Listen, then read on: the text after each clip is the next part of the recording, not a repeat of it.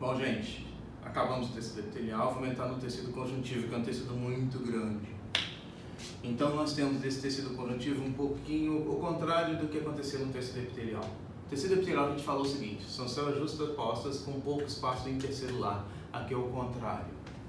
São células com muito espaço intercelular. Espaço intercelular. Se tem muito espaço, esse espaço tem que ser preenchido por alguma coisa. Ele vai ser preenchido por substâncias amorfas e fibras. Então, ó, espaço preenchido por substâncias amorfas mais fibras. Essas fibras, dando uma relembrada, qual é a proteína mais abundante do corpo? Não é a albumina, mano. É o colágeno. Então tá aqui. Colágeno. São as fibras colágenas. Essas fibras colágenas, elas dão uma sustentabilidade, uma resistência. São elásticas, não são tão elásticas, mas elas são muito resistentes. Tem as fibras elásticas, que já são bem elásticas, mas não são muito resistentes. E as fibras reticulares, que na verdade são fibras elásticas pequenininha pra caramba, bem fininha, mas ela consegue ser elástica e resistente, tá legal? Geralmente caem fibras colágenas e elásticas, as reticulares raramente são citadas. O que acontece é o seguinte: essas fibras colágenas, elásticas, reticulares, mais as substâncias amorfas, vamos lembrar o seguinte: é claro que vocês já assistiram Toy Story.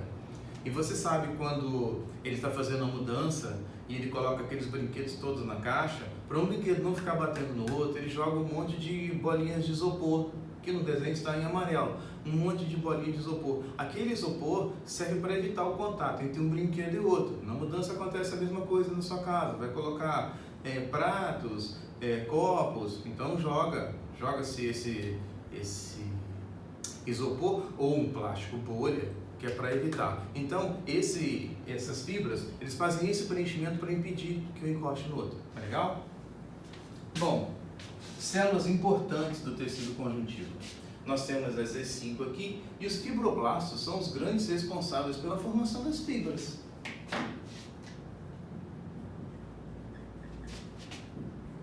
Formação das fibras. Aí você fica dizendo: nossa, mas que fibra? Essa, colágeno, elástico, reticulares, tá legal? Blasto é sempre célula jovem, mais tarde ele vai avançar para um fibrócito, tá legal? Os mastócitos, eles são responsáveis pela produção e pela liberação de substâncias importantes. Eles liberam duas substâncias importantes: a heparina. Heparina é um anticoagulante que nós temos na nossa corrente sanguínea, e a histamina. A histamina, ela é um controlador, entre outras coisas, um controlador da espessura da parede dos vasos sanguíneos. Então, toda vez que tem um processo alérgico ou alguma coisa que necessite de células brancas saírem da corrente sanguínea e invadir o tecido, ele tem que passar pelo vaso sanguíneo.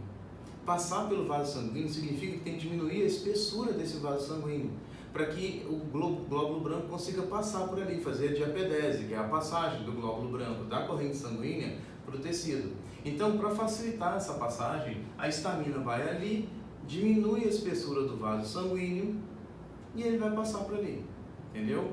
A histamina funciona desse jeito. Só que se essa histamina estiver no seu corpo inteiro, você vai ter uma diminuição da parede do vaso, da espessura do vaso sanguíneo. Significa que a área interna do vaso sanguíneo vai aumentar. Se aumenta a área interna, mas o volume de sangue continua o mesmo, a pressão tende a cair. Então, algumas pessoas que tomam medicamentos que são histamínicos costumam ficar assim com bastante sono, ficar meio lerdinho, porque a pressão dá uma caída, tá legal? Os plasmócitos são células de defesa.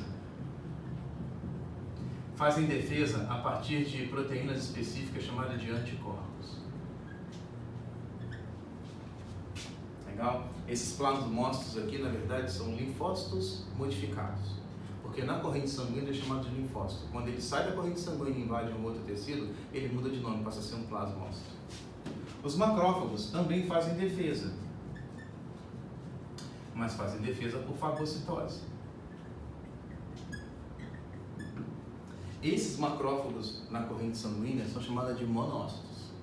Quando eles saem da corrente sanguínea, invadem outro tecido, eles mudam a sua estrutura e passam a ser chamados de macrófagos. Legal? E os adipócitos, nós já falamos sobre eles, fazem a reserva e isolamento. Não vai ficar feio, vou colocar só reserva. Tranquilo? Beleza.